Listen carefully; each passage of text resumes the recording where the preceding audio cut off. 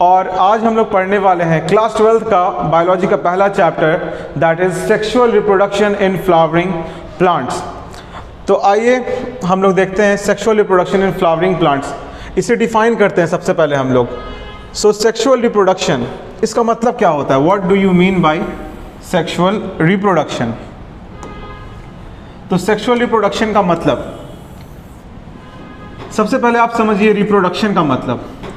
Reproduction का मतलब है प्रोडक्शन ऑफ न्यू ऑफस्प्रिंग, नए संतान का पैदा लेना। Production of new offspring, it is called reproduction. और सेक्सुअल रिप्रोडक्शन का क्या मतलब हुआ कि इस तरीके का रिप्रोडक्शन होना जिसमें मेल और फीमेल दोनों का इन्वॉल्वमेंट हो, दोनों का गैमेट का इन्वॉल्वमेंट हो, तब उसे हम लोग सेक्सुअल रिप्रोडक्शन बोलते हैं। और हम लोग इस चैप्टर में सेक्सुअल रिप्रोडक्शन पढ़ने वाले हैं फ्लावरिंग प्लांट के अंदर, यानी ऐसे प्लांट्स के अंदर जिनमें फ्लावर होता है। और ऐसे प्लांट में जिनमें फ्लावर होता है उसे हम लोग एंजियोस्पर्मिक प्लांट भी कहते हैं। ऐसे प्लांट जिसमें फ्लावर होता है उसे हम लोग एंजियोस्पर्मिक प्लांट भी कहते हैं।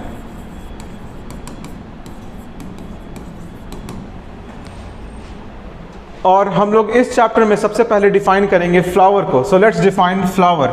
What is a flower? Flower किसे कहते हैं? It is the main sexual reproductive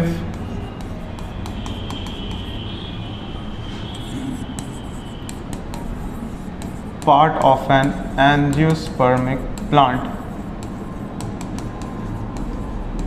flower क्या है? फ्लावर एक मेन सेक्सुअल रिप्रोडक्टिव पार्ट है एंजियोस्पर्मिक प्लांट का, यानी ऐसे प्लांट, जैसे मैंने बताया आपको, ऐसे प्लांट जो फूल देते हैं उन्हें हम एंजियोस्पर्मिक प्लांट बोलते हैं। और फ्लावर जो होता है वो मेन सेक्सुअल रिप्रोडक्टिव पार्ट है, यानी फ्लावर एक ऐसा पार्ट है जिसमें मेल और फीमेल पार्ट होता है।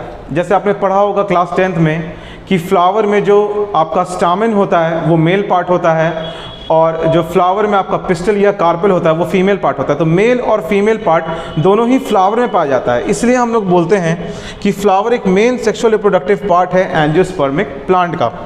तो आइए देखते हैं फ्लावर को। ये जो फ्लावर का जो कलर्ड पार्ट होता है, फ्लावर का जो कलर्ड हिस्सा होता है, जिसे आप लोग पंखुड़ी भी बोलते हो, उसे हम लोग पेटल बोलते हैं। और पेटल के व्रोल को, यानी बहुत सारे पेटल को एक साथ हम लोग कोरोला भी बोलते हैं। और जो फ्लावर का जो निचला हिस्सा होता है उसे हम लोग सेपल बोलते हैं। जो फ्लावर जब बड होता है तो वो सेपल ही उसको क्लोज किए रहता है। बहुत सारे सेपल्स को हम लोग, सेपल्स के वो व्रोल को हम लोग कैलिक्स बोलते हैं। ये फ्लावर का मेल पार्ट है, इसे हम लोग स्टेमेन बोलते हैं। और ये जो बीच का हिस्सा है ये फ्लावर का एक फीमेल पार्ट है, इसे हम लोग पिस्टल बोलते हैं। अब जैसा कि आप लोग देख सकते हैं, स्टेमेन और पिस्टल, स्टेमेन आपका मेल पार्ट और पिस्टल आपका फीमेल पार्ट।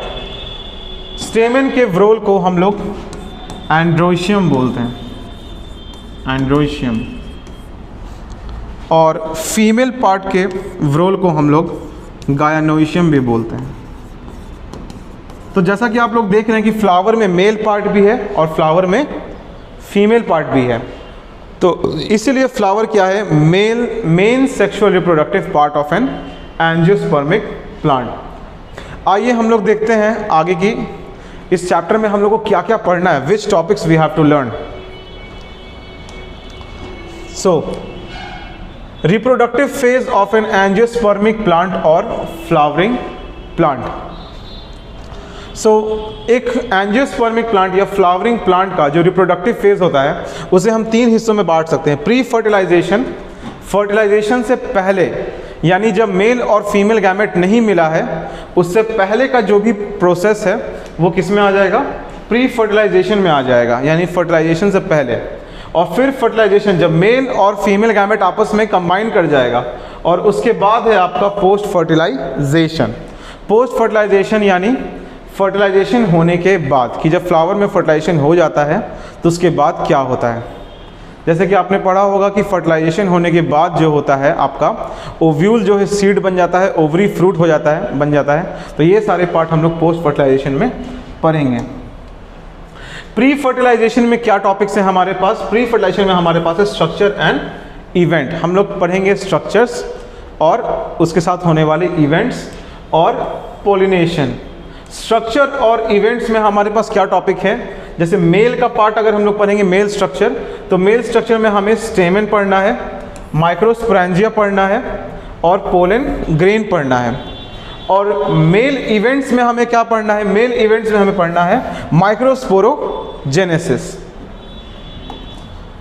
और फीमेल स्ट्रक्चर में हमें क्या पढ़ना है इस चैप्टर में? फीमेल स्ट्रक्चर में हमें पढ़ना है पिस्टल, माइक्रोस्पोरेंजिया यानी ओव्यूल और एम्ब्रियो सैक हमें पढ़ना है।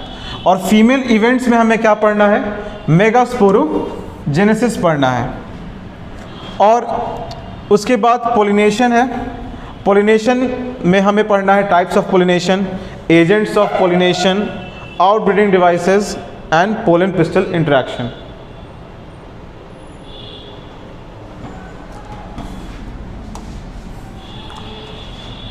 फिर सेकेंड पार्ट यानी प्री फर्टिलाइजेशन में आपके पास इतने ही थे, पोलिनेशन तक था। पोलिनेशन होने के बाद सेकेंड फेज में हम लोग आ जाएंगे यानी फर्टिलाइजेशन। फर्टिलाइजेशन में हमें एंजियोस्पर्म में डबल फर्टिलाइजेशन टॉपिक पढ़ना है। और फर्टिलाइजेशन के बाद हमें पढ़ना है पोस्ट फर्टिलाइजेशन। पोस्ट फर्टिलाइजेशन में हमें पढ़ना है स्ट्रक्चर्स एंड इवेंट। स्ट्रक्चर्स हमें पढ़ने हैं एम्ब्रियो के, सीड के और फ्रूट के। और इवेंट्स में हमें पढ़ना है एंडोस्पर्म एंड एम्ब्रियो डेवलपमेंट। दो टॉपिक आपका और है। इसके बाद जो ये दो टॉपिक है आपके पास, ये है एपोमिक्सिस और पॉली एम्ब्रियोनी। तो पूरे चैप्टर में हमें इतने ही टॉपिक्स पढ़ने हैं। इतने टॉपिक्स हमें क्या करने हैं? कवर करने हैं स्टार्टिंग से। ये तीन आपके फेजेस हैं रिप्रोडक्टिव में, pre fertilization, fertilization and post fertilization. So pre fertilization का पहला टॉपिक है हमारा stamen. What is stamen? Stamen it is the male reproductive part.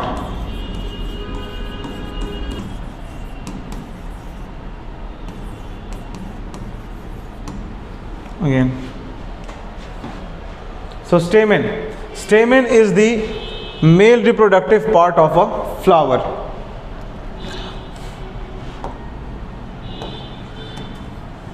स्टेमन के दो हिस्से होते हैं।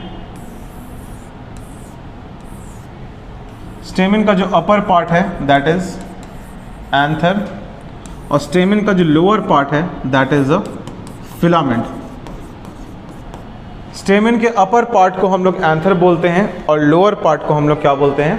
फिलामेंट बोलते हैं। और जैसा कि आप लोग यहाँ पे देख रहे होंगे कि यहाँ पे एंथर यहाँ पे दो पार्ट में है। एंथर के दो लोब होते हैं। अगर इसे मैं थोड़ा सा यहाँ पे बड़ा करके बनाऊँ तो आप लोग देख सकते हैं, ये आपका एंथर है।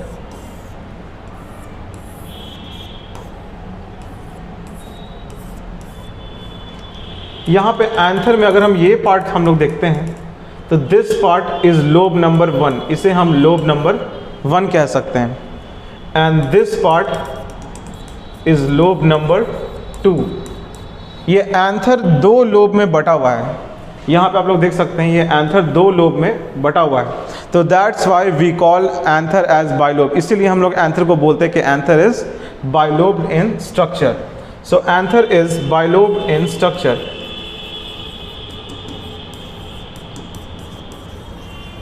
एंथर को हम लोग बोलते हैं बाइलोब। और हर एक लोब में आपको यहाँ पे दो थेका दिखाई दे रहा होगा। ये पहला पार्ट, ये हिस्सा एक थेका और ये दूसरा हिस्सा सेकंड थेका। ओके, सो यहाँ पे ये जो है ये एक थेका है और ये जो है सेकंड थेका। सो हर एक लोब में दो थेका होता है, इसीलिए हम लोग एंथर को डाइथेकस भी कहते हैं। That's why anther is also dithecous in nature. और आप देख सकते हैं कि यहाँ पे टोटल अगर देखिएगा तो यहाँ पे टोटल इस एक लोब में दो थेका और दूसरे लोब में भी कितना है? दो थेका है। तो टोटल आपको दिखाई देगा यहाँ पे 4 थेका। और यहाँ पे इस पूरे थेका को हम लोग माइक्रोस्पोरेंजिया भी कहते हैं। इस पूरे थेका को इसे हम माइक्रोस्पोरेंजिया भी कहते हैं। और आप लोग यहाँ पे देख रहे होंगे टोटल 4 थेका है, यानी यहाँ पे टोटल 4 माइक्रोस्पोरेंजिया है, तो इसे हम लोग टेट्रागोनल भी कहते हैं। एंथर इज ऑल्सो टेट्रागोनल, और टेट्रागोनल इसलिए क्योंकि इसके पास 4 माइक्रोस्पोरेंजिया है, that's why it is a tetragonal. And anther is also dithecous, क्योंकि इसके पास हर एक लोब में 2 थेका है। And anther is bilobe because it has 2 lobe. So layers of young anther. तो हम लोग यहाँ पे देख रहे हैं एंथर का एनाटॉमिकल पार्ट, एंथर के लेयर्स।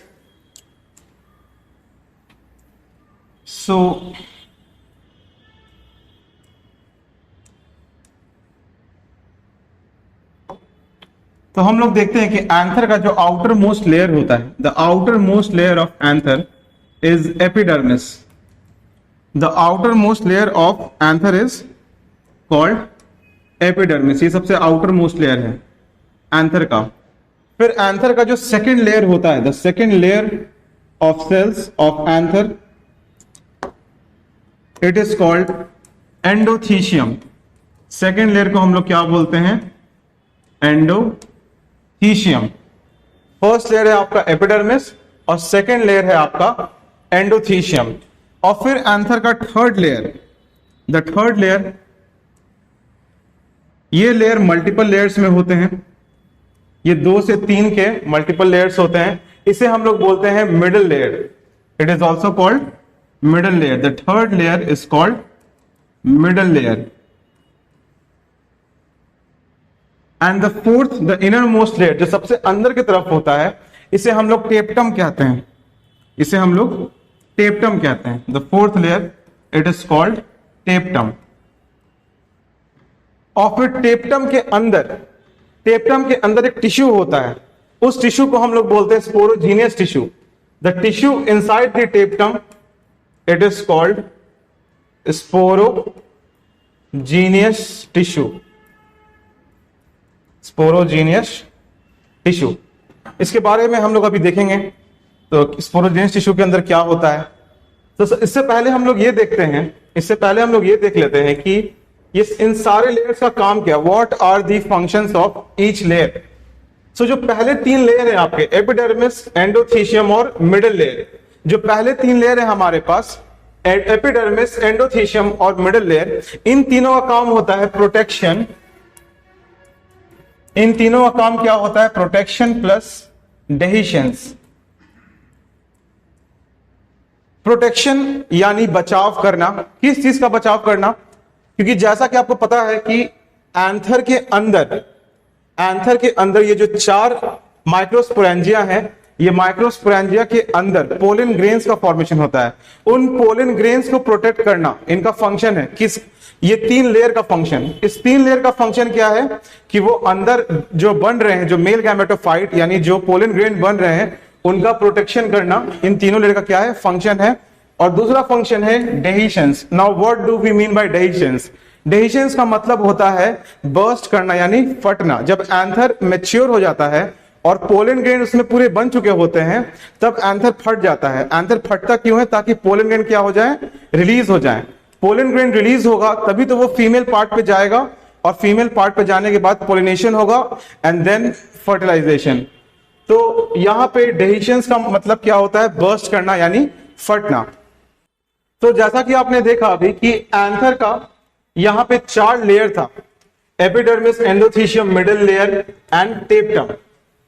तो यहां पे हमने इन चारों लेयर का भी स्टडी किया था। तो लेकिन ये चारों लेयर्स जो हैं ये यंग एंथर में होते हैं।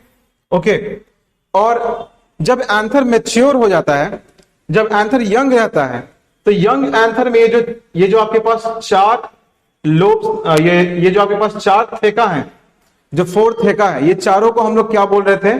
माइक्रोस्पोरेंजिया बोल रहे थे। इसे हम क्या बोल रहे थे? माइक्रोस्पोरेंजिया।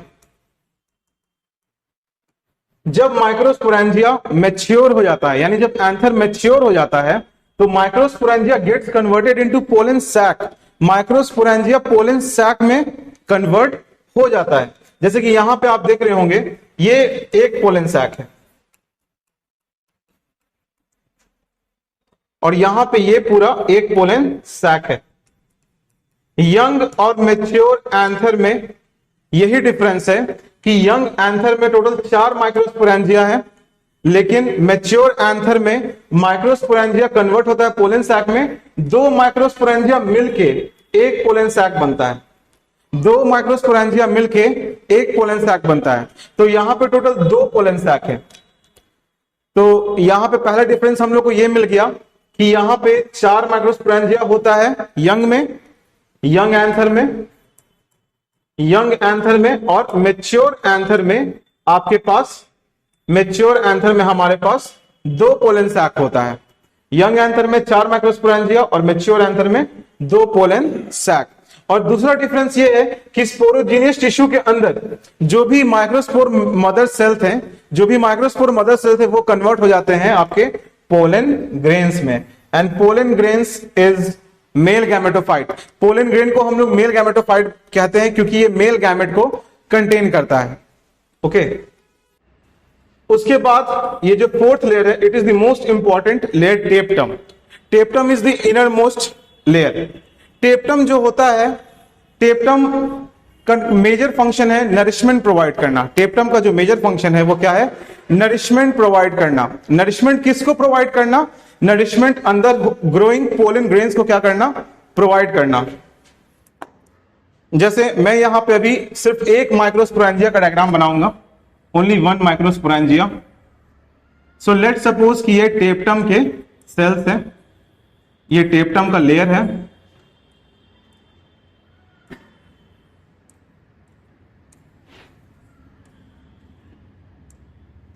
सो ये जो टेप्टम का लेयर है, टेप्टम के अंदर यहां पे जो स्पोरोजीनियस टिश्यू है, स्पोरोजीनियस टिश्यू के अंदर कुछ सेल्स होते हैं, उसे हम लोग बोलते हैं माइक्रोस्पोर मदर सेल, जो पोलन ग्रेन बनने में हेल्प करते हैं, जो हम लोग अभी आगे पढ़ेंगे। लेकिन मैं अभी यहां पे आपको पहले टेप्टम का फंक्शन समझाने के लिए बता रहा हूं कि ये मान लो लेट सपोज कि ये टेप्टम का लेयर है, और टेप्टम का जो लेयर है वो क्या करता है? नरिशमेंट प्रोवाइड करता है इन ग्रोइंग पोलन ग्रेन्स को। ये जो पोलन ग्रेन्स यहां पे ग्रो हो रहे हैं, ये ग्रोइंग पोलन ग्रेन्स है, इसको ये क्या करेगा? नरिशमेंट प्रोवाइड करेगा, यानी ये फूड न्यूट्रिशन प्रोवाइड करेगा ग्रोइंग पोलन ग्रेन्स को। ये पहला फंक्शन है टेप्टम का। और टेप्टम का एक कैरेक्टरिस्टिक्स मैं आप लोगों को बताता हूं कि टेप्टम जो होता है, इसका साइटोप्लाज्म बहुत डेंस होता है। It has dense cytoplasm. इसका साइटोप्लाज्म कैसा है? डेंस है, यानी घना, गाढ़ा। इसका साइटोप्लाज्म कैसा है? गाढ़ा है, डेंस साइटोप्लाज्म। और टेप्टम क्या होता है? मल्टी न्यूक्लिएटेड होता है। इसके पास एक से अधिक न्यूक्लियस होता है, multi nucleated. टेप्टम is multi nucleated. It is inner most layer. ये क्या है? इनर मोस्ट लेयर है एंथर का। सो टेप्टम इनर मोस्ट लेयर है एंथर का। ये सबसे अंदर का लेयर है, एंथर का सबसे अंदर का layer, inner most layer. It has dense cytoplasm. इसका साइटोप्लाज्म बहुत घना है, बहुत गाढ़ा साइटोप्लाज्म है, और ये मल्टी न्यूक्लिएटेड है। इसका मतलब इसके पास एक से अधिक न्यूक्लियस है। फंक्शन क्या बताया मैंने टेप्टम का? टेप्टम का फंक्शन मैंने बताया पहला कि ये नरिशमेंट प्रोवाइड करता है। It provide nourishment to growing pollen grain, to growing और डेवलपिंग पोलन ग्रेन। ये इसका मेजर फंक्शन है जो एनसीईआरटी में आपको लिखा हुआ है। और भी टेप्टम के कुछ फंक्शन है, जैसे फॉर एग्जांपल टेप्टम एक सब्सटेंस रिलीज करता है। उस सब्सटेंस को हम लोग पोलन किट बोलते हैं। It releases pollen kit. It releases pollen kit on pollen grain. वो पोलन ग्रेन पे क्या रिलीज करता है? पोलन किट रिलीज करता है। खासकर ऐसे इंसेक्ट, ऐसे प्लांट जो इंसेक्ट्स को अट्रैक्ट करते हैं, उनके ऊपर ये पोलन किट ज्यादा रिलीज होता है। क्यों? क्योंकि पोलन किट जो है वो आपके पोलन ग्रेन को क्या कर देगा? वो स्टिकी बना देगा। वो पोलन ग्रेन को क्या कर देगा? स्टिकी, यानी चिपचिपा बना देगा, ताकि वो पोलिनेशन में और आसान हो जाए, वो इंसेक्ट से और इजिली चिपक जाए। ओके, वो बीज से इजिली चिपक जाए या वो किसी एनिमल से इजिली चिपक जाए, ताकि पोलिनेशन में उसको आसानी हो। और एक और फंक्शन है टेप्टम का। टेप्टम का फंक्शन है कि वो एक कैलेज एंजाइम रिलीज करता है। It releases callase enzyme. It releases callase enzyme. Callase enzyme का क्या काम है? जो पोलन ग्रेन आपस में बहुत चिपके हुए होते हैं उसे वो क्या करता है, आसानी से तोड़ देता है ताकि पोलन ग्रेन क्या कर जाए, वो सेपरेट हो जाए। मैं आपको भी पढ़ाऊंगा आगे माइक्रोस्पोर टेट्राड का जब फॉर्मेशन होता है तो उसके बाद कैलेज एंजाइम क्या करता है, उसको रिलीज करवा देता है। सो मेल इवेंट्स, तो मेल में जो इवेंट्स होते हैं यानी माइक्रोस्पोरोजेनेसिस। माइक्रोस्पोरोजेनेसिस कहां पे होता है? ये होता है माइक्रोस्पोरेंजिया के अंदर। सो अभी हमने देखा कि माइक्रोस्पोरेंजिया का सबसे इनर लेयर अभी आपने देखा था, ये टेप्टम था, दिस वॉज टेप्टम। और टेप्टम के अंदर इंटरनल लेयर क्या है? ये स्पोरोजीनियस टिश्यू। टेप्टम के अंदर पूरा ये पूरा टिश्यू जो है, इस पूरे टिश्यू को हम लोग बोलते हैं स्पोरोजीनियस टिश्यू। और स्पोरोजीनियस टिश्यू का हर एक सेल, स्पोरोजीनियस टिश्यू का हर एक सेल, इस एक सेल को हम लोग क्या बोलते हैं? Pollen mother cell, PMC. We call it pollen mother cell, या इसे हम एमएमसी भी बोलते हैं। इसे हम एक और नाम से बोलते हैं MMC, microspore mother cell. We call it as microspore mother cell, that is MMC. तो ये जो पोलन मदर सेल होता है और माइक्रोस्पोर मदर सेल होता है, ये जो सेल्स होते हैं ये मियोसिस में जाते हैं। ये हर एक सेल, एक सेल को मैं यहां पे बनाता हूं, ये जो एक सेल होता है ये किस में जाएगा? मियोटिक डिवीजन में जाएगा, यानी मियोसिस में जाएगा। आप लोग ने जरूर पढ़ा होगा कि meiosis is a reductional division. Reduction यानी हाफ हो जाना। क्रोमोसोम का नंबर क्या हो जाता है? आधा हो जाता है। तो यहां पे ये एक मैंने क्या बनाया है? एमएमसी। इसमें से मैंने एक एमएमसी निकाला। ये क्या करेगा? ये मियोसिस करेगा। ये 2 बार मियोसिस करेगा। एक मियोसिस 1 करेगा, एक बार ये मियोसिस 1 करेगा। तो यहां पे ये 2 हैप्लॉइड सेल्स, यानी इनके पास क्रोमोसोम का नंबर क्या हो जाएगा? आधा हो जाएगा। लेट सपोज यहां पे 2n नंबर ऑफ क्रोमोसोम है, तो यहां पे जो डिवाइड होकर 2 सेल बनेंगे, इसके पास n नंबर ऑफ क्रोमोसोम और इसके पास क्या रहेगा? n number of chromosome. फिर ये मियोसिस 2 में जाएगा, फिर ये मियोसिस 2 में जाएगा। ये टोटल बन जाएंगे 4 सेल, 4 हैप्लॉइड सेल। और ये चारों हैप्लॉइड सेल जो होते हैं इसे हम बोलते हैं microspore tetrad. We call it as microspore tetrad.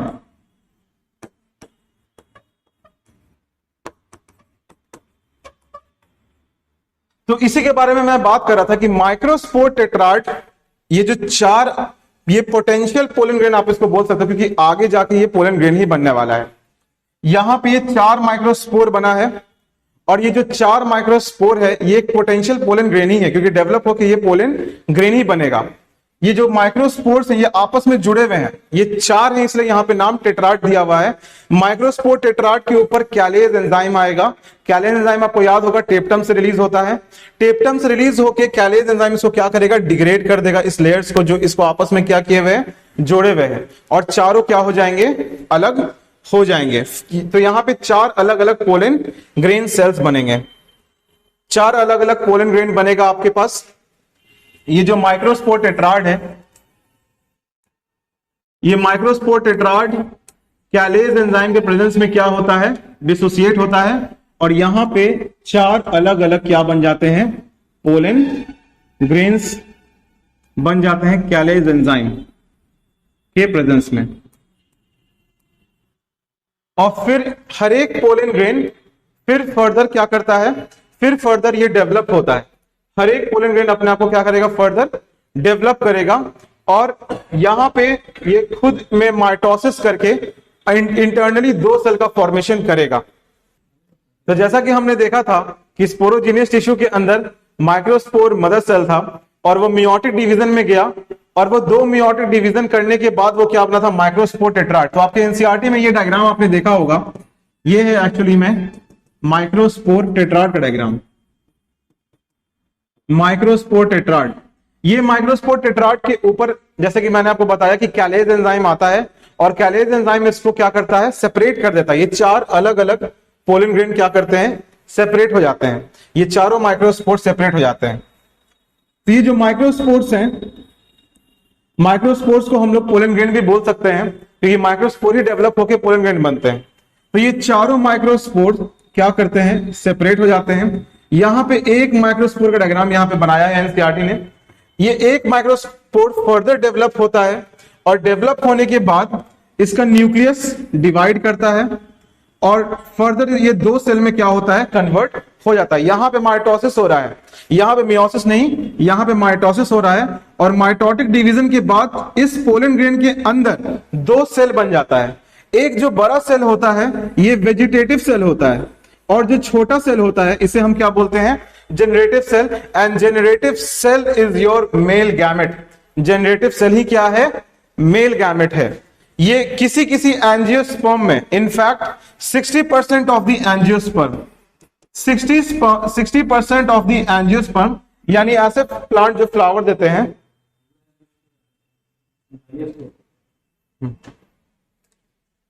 तो 60% एंजियोस्पर्म यानी ऐसे प्लांट जो फ्लावर देते हैं, तो 60% एंजियोस्पर्म जो है, 60% एंजियोस्पर्म में ये 2 सेल स्टेज, यानी जब ये 2 सेल का था, जब ये 2 सेल का पोलन ग्रेन बना है, तभी वो पोलन ग्रेन को एंथर से बाहर रिलीज कर दिया जाता है। 2 सेल स्टेज में इसको क्या कर दिया जाता है, रिलीज कर दिया जाता है। और 40% एंजियोस्पर्म में ये 3 सेल्ड स्टेज में, यानी जब ये 3 सेल में कन्वर्ट हो जाता है, फर्दर ये डेवलप होगा, तो ये कितना सेल का बन जाएगा, 3 सेल का। यहां पे 2 जनरेटिव सेल बन जाएंगे, यहां पे बन जाएंगे 2 जनरेटिव सेल, और वेजिटेटिव सेल आपका एक ही रहेगा। तो 40% एंजियोस्पर्म में 3 सेल्ड स्टेज में क्या करता है, वो रिलीज होता है। ये 3 सेल्ड स्टेज है, this is 3 sailed stage. Pollen grain जो है, पोलन ग्रेन, इसे हम लोग माइक्रोस्पोर भी बोलते हैं। मैंने पिछले लेक्चर में भी आपको बताया था कि we can also call pollen grain as microspore, या पोलन ग्रेन को हम लोग मेल गैमेटोफाइट भी बोल सकते हैं। Pollen grain is a microspore, और पोलन ग्रेन क्या है, it is a male gametophyte. Male gametophyte कहने का क्या मतलब है, मेल गैमेटोफाइट कहने का ये मतलब है कि पोलन ग्रेन के अंदर आपको मेल गैमेट मिलेगा। It is a male gametophyte because it contain male gamete, because it contain male gamete. In fact 2 male gamete, अभी हम लोग आगे देखेंगे कि पोलन ग्रेन के अंदर किस तरीके से 2 मेल गैमेट पाया जाता है। और पोलन ग्रेन जो है आपका, ये पाया जाएगा पोलन सैक के अंदर। जैसे कि आप लोग यहाँ पे देख सकते हैं, हिबिस्कस है, चाइना रोज। यहाँ पे आप लोग देखिएगा कि ये जो हिस्सा है, these आर मेल एंथर। यहाँ पे ये सब स्टामिना आपको दिखाई दूंगा, येलो येलो पार्ट जो है वो एंथर है। और इसके अंदर ये माइक्रोस्कोपिक स्ट्रक्चर्स कुछ इस तरीके के दिखते हैं। ये क्या है, ये सब है pollen grains, these are pollen grain. तो अब हम लोग देखते हैं स्ट्रक्चर्स ऑफ पोलन ग्रेन। अगर हम लोग पोलन ग्रेन का स्ट्रक्चर देखते हैं, तो यहाँ हमें मिलता है सबसे पहला एक आउटर लेयर, एक आउटर लेयर। जैसा कि मैंने आपको बताया, हर एक स्पीसीज का ये आउटर लेयर स्ट्रक्चर क्या होगा, अलग तरीके का होगा, सबका डिजाइन क्या होगा, अलग होगा। ये जो सबसे आउटर लेयर होता है पोलन ग्रेन का, इसे हम लोग एक्साइन बोलते हैं।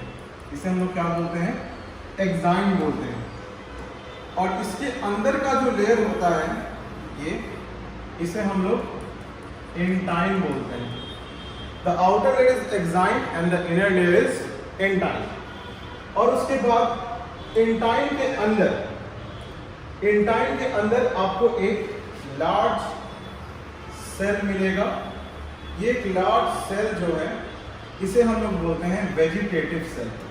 We call it as vegetative cell. और एक हमें मिलता है छोटा cell, okay, we call it as generative cell. ये क्या है, generative cell. And in fact generative cell is your male gamete, और जनरेटिव सेल ही आपका क्या है, मेल गैमेट है। मेल गैमेट को हम लोग जर्म सेल भी बोल सकते हैं, मेल गैमेट को हम लोग जर्म सेल भी बोल सकते हैं। और यहाँ पे अगर आप देखें तो हम लोग अभी क्या देखेंगे कि एग्जाइम जो है ये कहीं कहीं डिसकंटिन्यूअस होता है। एग्जाइम जो है ये किसी किसी जगह पे क्या होगा, डिसकंटिन्यूअस होगा, तो वहाँ पे क्या हो जाएगा, एक होल टाइप का बन जाएगा। एग्जाइम कहीं कहीं क्या होता है, डिसकंटिन्यूअस होता है, तो वहाँ पे एक होल टाइप का बन जाता है। और ये जो होल होता है जिस जिस एरिया में एग्जाइम एब्सेंट होते हैं वहाँ पे एक पोर टाइप का बन जाएगा। उस पोर को हम लोग बोलते हैं germ pore, we call it as germ pore. Okay, we call this area as germ pore. Okay, तो इस पोलन ग्रेन के स्ट्रक्चर में यहाँ पे हम लोग स्टार्ट करेंगे सबसे आउटर मोस्ट लेयर एग्जाइम से। ओके, ये जो आउटर मोस्ट लेयर एग्जाइम है, इस एग्जाइम का जो नेचर है, ये एग्जाइम क्या है, प्रोटेक्टिव इन नेचर है, क्योंकि वो पोलन ग्रेन का सबसे आउटर कवरिंग है, तो ऑफ कोर्स वो क्या होगा, प्रोटेक्टिव यानी बचाव के लिए होगा। Exine is protective in nature, it covers या it protect the pollen grain from outer environment या फ्रॉम आउटर इन्वायरमेंट, क्योंकि बाहर का जो इन्वायरमेंट है, क्योंकि पोलन ग्रेन जो बाहर का इन्वायरमेंट है वो हो सकता है कि एसिडिक हो, वो हो सकता है कि अल्कली हो, वो ये भी हो सकता है कि बाहर का इन्वायरमेंट में टेम्परेचर बहुत ज़्यादा हो। तो इन सारी चीज़ों से एग्जाइम जो है वो पोलन ग्रेन को क्या करता है, प्रोटेक्ट करता है। एग्जाइम किसका बना हुआ होता है, it is made up of sporopollenin. ये किसका बना हुआ होता है, ये बना हुआ होता है स्पोरोपोलेनिन, बहुत इंपॉर्टेंट। स्पोरोपोलेनिन एक ऑर्गेनिक मॉलिक्यूल है, in fact it is one of the most hardest organic molecule found on the face of this earth. इस धरती पे सबसे हार्ड ऑर्गेनिक मॉलिक्यूल जो है वो स्पोरोपोलेनिन है, क्योंकि स्पोरोपोलेनिन को कोई भी चीज़ डिग्रेड नहीं कर सकती, कोई भी चीज़ इसे तोड़ नहीं सकती, ना ही कोई हाई टेम्परेचर, ना ही अल्कली और ना ही एसिडिक नेचर इसको क्या कर सकता है, ब्रेक कर सकता है। तो ये बहुत इंपॉर्टेंट पॉइंट हो जाता है। It is one of the most hardest यानी मोस्ट रेजिस्टेंट का कहने का मतलब ये हुआ कि ये सब कुछ सह सकता है, ये अल्कली भी सह सकता है, ये एसिडिक नेचर भी सह सकता है, ये हाई टेम्परेचर भी सह सकता है, ये कैसा भी इन्वायरमेंट झेल सकता है। मोस्ट रेजिस्टेंट ऑर्गेनिक सब्सटेंस या मटेरियल। Okay, sporopollenin. और स्पोरोपोलेनिन का मैंने आपको नेचर बता दिया, it has a protective nature. और किससे बना हुआ है ये, स्पोरोपोलेनिन से बना हुआ है। It is the outer covering of the pollen grain.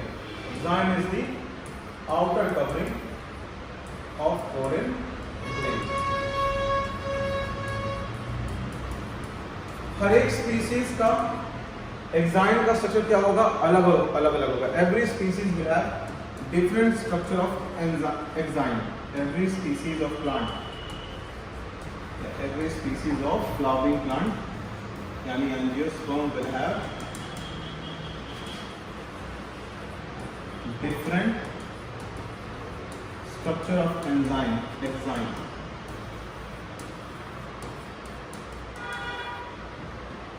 जितने भी एंजियोस्पर्म है, जितने भी फ्लावरिंग प्लांट्स हैं, जितने भी स्पीसीज है फ्लावरिंग प्लांट में, सबके पोलन ग्रेन का एग्जाइम का स्ट्रक्चर क्या होगा, अलग अलग होगा। ओके, हो सकता है कि किसी का स्ट्रक्चर एग्जाइम का कैसा हो, ऐसा हो सकता है कि किसी का एग्जाइम का स्ट्रक्चर बहुत सिंपल ऐसा हो सकता है किसी का एग्जाइम का स्ट्रक्चर ऐसा। ओके, सो हर एक स्पीसीज का स्ट्रक्चर क्या होगा, एग्जाइम का अलग अलग होगा। अब इसके बाद हम लोग क्या देखेंगे, इसके बाद हम देखेंगे ये एंटाइम। एग्जाइम के बाद जो अंदर का जो लेयर है एंटाइम, इसको हम लोग देखेंगे। एंटाइम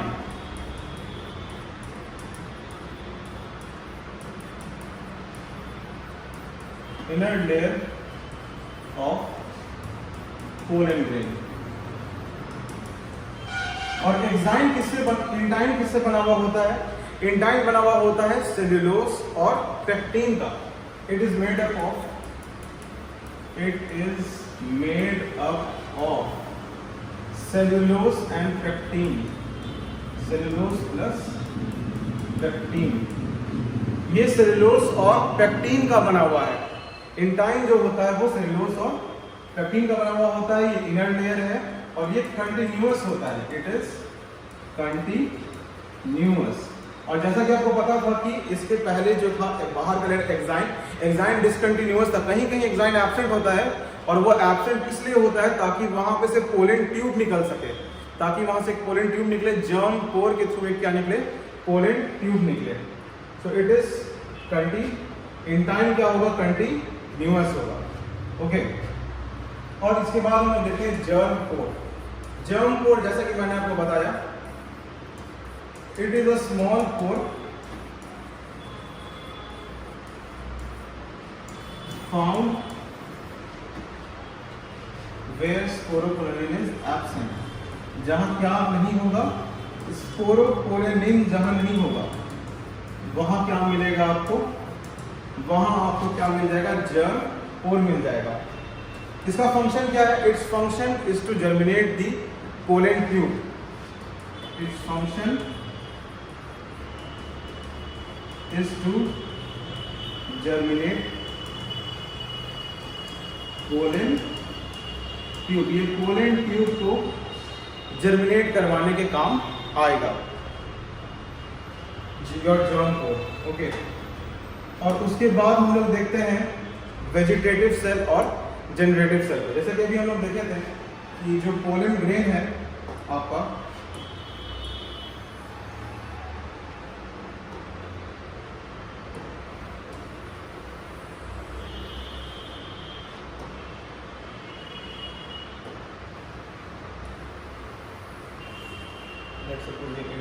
और यहाँ पे अंदर आपका ये जो लार्जर सेल है, ये जो लार्जर सेल है ये है आपका vegetative cell, larger cell is your vegetative cell.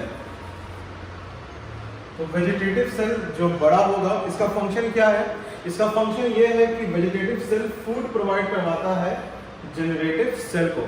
Vegetative cell के पास अबंडेंट फूड रिजर्व होता है, यानी बहुत ज़्यादा मात्रा में फूड रिजर्व होता है वेजिटेटिव सेल के पास।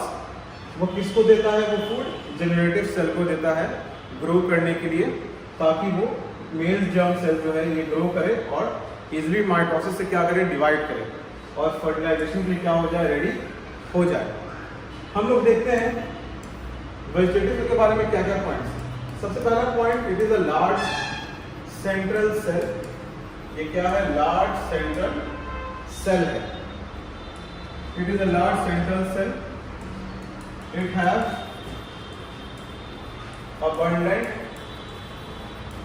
abundant food reserve। इसके पास क्या है, abundant food reserve है, किसके लिए है, फॉर जेनरेटिव सेल, फॉर ये जेनरेटिव सेल के लिए इसके पास बहुत ज्यादा abundant food रिजर्व है, बहुत सारा फूड रिजर्व है जनरेटिव सेल के लिए। और इसके बाद हम लोग देखते हैं कि इसका जो न्यूक्लियस है, इसका न्यूक्लियस का जो शेप है वो इररेगुलर है। इसका कोई जनरली किसी में एक पर्टिकुलर शेप देखा नहीं गया है, तो साइंटिस्ट ने ये बोला कि इसका जो न्यूक्लियस का जो शेप है वो क्या है, इररेगुलर है। It has irregular shape of nucleus. उसके बाद हम देखते हैं जनरेटिव सेल के बारे में। Generative cell, it is male gamete. Generative cell क्या है, जनरेटिव सेल ही आपका क्या है, मेल गैमेट है, या इसी को हम लोग बोलते हैं जर्म सेल भी। मेल गैमेट को ही हम लोग क्या बोलते हैं, जर्म सेल भी बोलते हैं। और जनरेटिव सेल जो है, जनरेटिव सेल क्या करता है, माइटोसिस करता है, एक से क्या होने के लिए, दो होने के लिए।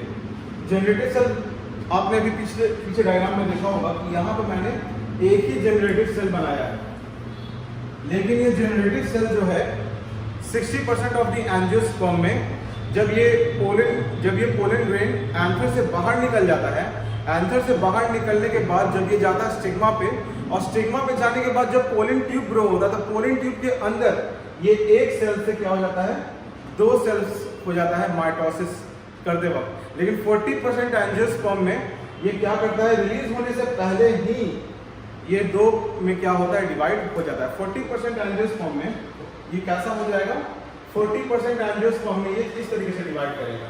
ये जो जनरेट, लेट सपोज ये जनरेटिव सेल है और लेट सपोज ये क्या है आपका वेजिटेटिव, लेट सपोज ये वेजिटेटिव सेल है और ये जनरेटिव सेल है। तो यहाँ पे ये जो है ये पोलन ग्रेन अभी 2 सेल स्टेज में है, this pollen grain is in 2 cell stage.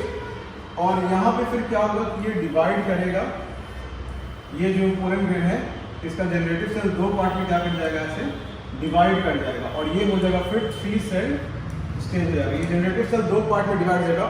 और मैंने आपको बताया 40% एंजियोस्पर्म में रिलीज होने से पहले ही डिवाइड हो जाता है और 60% एंजियोस्पर्म में रिलीज होने के पोलन ग्रेन जो है एंथर से निकलने के बाद ये क्या करेगा, डिवाइड होगा। यहाँ पे हम लोग एक चीज अब देखते हैं कि जनरेटिव सेल का शेप कैसा होता है। जनरेटिव, ये जो शेप है एक्चुअली में ये स्पिंडल शेप है। जनरेटिव सेल का जो शेप होता है वो कैसा होता है, स्पिंडल शेप सेल होता है। It has a spindle shape cell. Generative cell का स्पिंडल शेप क्या होगा, सेल होगा।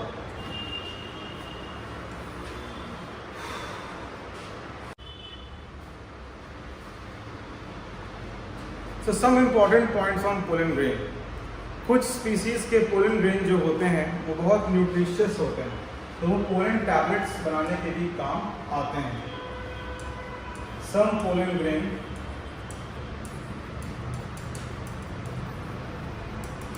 Are rich in nutrition. वो न्यूट्रिशन में क्या होते हैं, रिच होते हैं।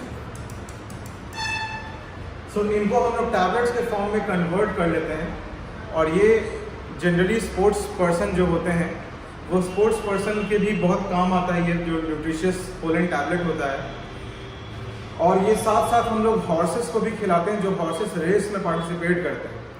तो इसके वजह से हम, और जनरली वो लोग भी लेते हैं जो बॉडी बिल्डिंग करते हैं, क्योंकि ये बहुत न्यूट्रिशन में हाई होता है, तो इसे हम लोग जनरली फूड सप्लीमेंट के तौर पर भी ले सकते हैं। Some pollen grain are rich in nutrition, so they are used as pollen tablet. So they are used as pollen tablet. Okay? कौन कौन यूज करते हैं, स्पोर्ट्स पर्सन यूज करते हैं, रेस में हॉर्सेस यूज करते हैं, और जनरली जो लोग, एक कॉमन पर्सन भी इसको यूज कर सकता है, इसमें कोई बड़ी बात नहीं है। हॉर्सेस भी इसको यूज करते हैं, और जो लोग जनरली जिम जाते हैं या जो लोग फिटनेस में इंटरेस्टेड रहते हैं वो लोग भी ये लेते हैं। देन सेकेंड पॉइंट कि पोलन ग्रेन जो होता है एलर्जिक भी होता है, दे आल्सो कॉज एलर्जी। सारे के सारे नहीं, लेकिन generally most of the pollen grain they cause allergy. कुछ लो लेवल पे एलर्जी कॉज करता है, कुछ हाई लेवल पे भी एलर्जी कॉज करता है। तो आप लोगों ने ये देखा होगा कि अगर आप फ्लावर कभी स्मेल करते हो तो फ्लावर कभी कभी स्मेल करते करते छींक आता है। ये इसलिए होता है कि पोलन ग्रेन आपके नाकों में चल जाता है और नाक में जाने के बाद वो एक एलर्जी कॉज करता है, तो जो आप स्नीज करते हो। और जनरली किसी किसी पोलन ग्रेन से तो बहुत ज़्यादा ही स्नीज होता है, जैसे फॉर एग्जांपल पार्थेनियम से एलर्जी बहुत ज़्यादा होता है। ओके, उससे जनरली अस्थमा भी होता है, ब्रोंकाइटिस भी लोगों को हो जाता है ज़्यादा पार्थेनियम इनहेल करने से, पार्थेनियम का पोलन ग्रेन इनहेल करने से। They also causes allergy, they also causes allergy. Example में आपके एनसीईआरटी में दिया हुआ है, पार्थेनियम का एग्जाम्पल दिया हुआ है। पार्थेनियम जिसका कॉमन नाम है कैरेट ग्रास, ये एक वीड है, अनवांटेड प्लांट, जो जनरली खेतों में ग्रो हो जाता है या घर के आसपास भी ये ग्रो हो जाता है, पार्थेनियम। और इसके बाद है हमारा कि पोलन ग्रेन को हम लोग प्रिजर्व भी कर सकते हैं। वी कैन ऑल्सो प्रिजर्व, जो बहुत स्पेशल स्पीसीज हैं तो आप उसका पोलन ग्रेन को प्रिजर्व कर सकते हैं फ्यूचर यूज के लिए। We can also preserve, we can also preserve pollen grain in pollen bank,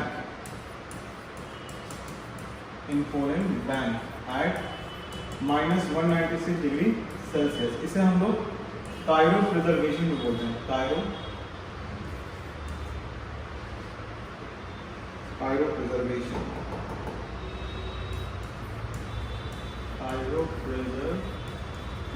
किसी भी चीज़ को एकदम ठंडे इन्वायरमेंट में स्टोर करने को हम लोग क्रायोप्रिजर्वेशन बोलते हैं। We can also preserve pollen grain in pollen bank at -196 degree Celsius. फिर उसके बाद हम लोग बात करते हैं वायबिलिटी की। वायबिलिटी का मतलब क्या होता है कि पोलन ग्रेन रिलीज होने के बाद कितना देर तक एक्टिव रहेगा या कितना देर तक उसका रिलीज होने के बाद लाइफ है। कुछ पोलन ग्रेन रिलीज होने के बाद ही वायबिलिटी खो देते हैं और कुछ पोलन ग्रेन रिलीज होने के एक महीने बाद भी जिंदा यानी वायबल रहते हैं, पोलिनेशन के लायक रहते हैं। कुछ पोलन ग्रेन आधे घंटे तक ही वायबिलिटी में रहते हैं, जैसे फॉर एग्जांपल राइस का, वीट का। ओके, तो ये सब वायबिलिटी आधे घंटे में ही क्या करेंगे, खो देंगे। और कुछ जो है एक मंथ तक 30 डेज तक भी वायबल रहते हैं, जैसे पी का, ओके, जैसे मैंगो का। तो कुछ प्लांट्स का रहेंगे बहुत लंबे समय तक वायबल रहते हैं और कुछ बहुत जल्दी ही अपना वायबिलिटी क्या करते हैं, खो देते हैं। जैसे आपका 30 मिनट्स तक क्या बताया मैंने, wheat and rice, 30 days P, mango. और जैसा कि आपने पहले भी पढ़ा होगा पोलिनेशन के बारे में, that pollination is transfer of pollen grain from anther to stigma. Transfer of pollen grain from anther to stigma is called pollination.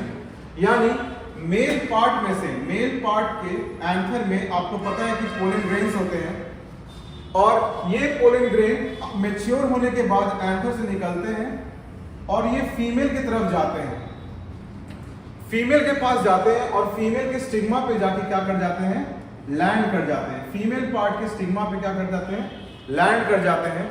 और इस ट्रांसफर ऑफ पोलन ग्रेन को एंथर से स्टिग्मा पे, इसी प्रोसेस को हम लोग बोलते हैं पोलिनेशन। तो आइए अब हम लोग देखते हैं टाइप्स ऑफ पोलिनेशन।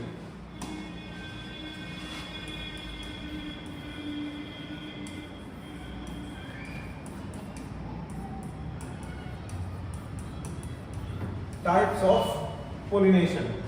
जो हमारा पहला टाइप है पोलिनेशन का, वो है autogamy. It is autogamy. Autogamy क्या होता है कि अगर एक प्लांट है, लेट सपोज इस प्लांट पे ये एक फ्लावर है और फ्लावर बाइसेक्सुअल है। बाइसेक्सुअल कहने का मतलब ये हुआ कि वो जो फ्लावर है उसमें मेल पार्ट भी है और उसमें फीमेल पार्ट भी है। बाइसेक्सुअल को हम लोग मोनोइशियस भी बोलते हैं। लेट सपोज ये फ्लावर क्या है, this is a bisexual flower, तो इसमें मेल पार्ट भी होगा और इसमें फीमेल पार्ट भी होगा। तो ये फ्लावर खुद को ही पोलिनेट कर देगा, इसके एंथर से निकला हुआ पोलन ग्रेन इसी के स्टिग्मा के ऊपर जाके क्या कर जाएगा, लैंड कर जाएगा। जब सेम फ्लावर और प्लांट भी, यानी अगर फ्लावर से तो ऑफ कोर्स प्लांट भी सेम ही होगा, तो इसमें कंडीशन ये है ऑटोगैमी में कि सेम प्लांट होना चाहिए और same flower. So when transfer of pollen grain, हम लोग इसका डेफिनेशन ये लिख सकते हैं कि transfer of pollen grain, transfer of pollen grain from anther to stigma of same flower is called autogamy. इसे हम लोग क्या बोलेंगे, ऑटोगैमी। अगर सेम फ्लावर, खुद का ही फ्लावर खुद के ऊपर पोलिनेट कर दे, जैसे हमें क्या बोलेंगे, ऑटोगैमी। ऑटोगैमी को हम लोग प्योरली सेल्फ पोलिनेशन बोल सकते हैं। It is a pure form of self pollination. ये एक प्योर फॉर्म है सेल्फ पोलिनेशन का। और ऑटोगैमी होने के लिए कुछ कंडीशंस हैं, कुछ शर्तें हैं, कुछ शर्त है यानी कुछ कंडीशन है ऑटोगैमी करने के लिए। अगर किसी प्लांट को ऑटोगैमी करना है तो कंडीशंस क्या क्या है। कंडीशन हमारे पास, पहला कंडीशन है कि फ्लावर बाइसेक्सुअल होना चाहिए, यानी फ्लावर मोनोइशियस होना चाहिए। मोनोइशियस कहने का क्या मतलब है, मोनोइशियस कहने का ये मतलब है कि मेल एंड फीमेल दोनों पार्ट क्या हो, प्रेजेंट हो। Male and female both should be present, दोनों ही प्रेजेंट होना चाहिए। मेल और फीमेल दोनों एक फ्लावर में प्रेजेंट होना चाहिए। और कंडीशन नंबर सेकंड क्या है, सेकंड कंडीशन ये है हमारे पास कि फ्लावर क्लोज होना चाहिए, यानी फ्लावर ओपन नहीं होना चाहिए, और क्लोज फ्लावर को हम लोग बोलते हैं क्लिस्टोगैमस फ्लावर। तो फ्लावर कैसा होना चाहिए? क्लोज। मैं सेकंड कंडीशन यहां लिख देता हूं। सेकंड कंडीशन है कि फ्लावर कैसा होना चाहिए? Flower should be closed, flower should be closed. और जैसा कि मैंने बताया कि क्लोज फ्लावर को हम लोग क्लिस्टोगैमस भी कहते हैं। तो क्लोज फ्लावर को हम लोग क्लिस्टोगैमस भी कहते हैं। और सेल्फ पोलिनेशन में एक पॉइंट और मैं जोड़ना चाहूंगा कि सेल्फ पोलिनेशन में वेरिएशन नहीं होता है, यानी बदलाव नहीं होता है, क्योंकि अपना ही जीन वापस अपने ही पास आ जा रहा है। यानी प्लांट जो है दूसरे के साथ क्रॉस पोलिनेशन, दूसरे के साथ पोलिनेशन नहीं कर रहा है, दूसरे के साथ पोलिनेशन नहीं होने की वजह से अपना जीन अपने ही अंदर वापस आ जा रहा है, जिसकी वजह से इसमें कोई बदलाव, इसके अगले जनरेशन में कोई बदलाव नहीं आएगा। Then second type of pollination is geitonogamy.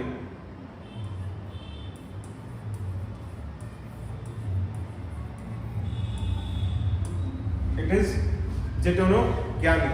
Geitonogamy में क्या होता है कि प्लांट तो सेम रहता है, लेकिन फ्लावर इसका क्या रहेगा? डिफरेंट रहेगा। लेट्स सपोज ये सेम प्लांट है, लेकिन ये दो अलग अलग फ्लावर हैं। इस सेम प्लांट में दो अलग अलग फ्लावर हैं, और इस फ्लावर का एंथर का पोलन ग्रेन इसके स्टिग्मा के ऊपर क्या कर जाएगा? लैंड कर जाएगा। इस फ्लावर का जो पोलन ग्रेन है इसके स्टिग्मा के ऊपर क्या कर जाएगा? लैंड कर जाएगा।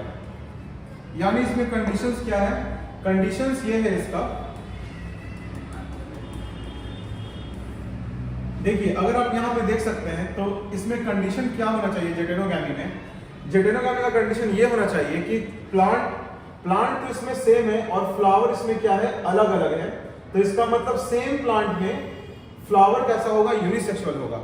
यूनिसेक्सुअल फ्लावर का मतलब है यानी कि सिर्फ मेल या तो सिर्फ फीमेल। जैसे कि ये फ्लावर सिर्फ फीमेल है, this is only a female flower, and this flower is only male flower. एक मेल फ्लावर है और एक सिर्फ क्या है? फीमेल फ्लावर है, और प्लांट क्या है? सेम है। तो कंडीशंस ये है कि कंडीशंस में ये है कि प्लांट जो है, प्लांट तो बाइसेक्सुअल होना चाहिए, प्लांट तो बाइसेक्सुअल होना चाहिए, लेकिन फ्लावर जो है, फ्लावर आपका यूनिसेक्सुअल होना चाहिए। प्लांट बाइसेक्सुअल होगा, लेकिन फ्लावर कैसा होगा?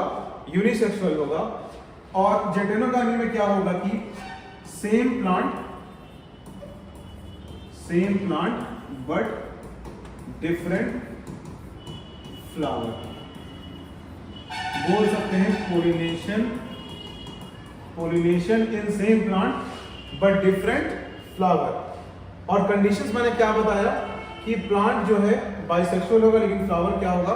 यूनिसेक्सुअल होगा। और सेकंड कंडीशन क्या है कि फ्लावर हल्का ओपन होगा। फ्लावर हल्का कैसा होगा? खुला हुआ होगा।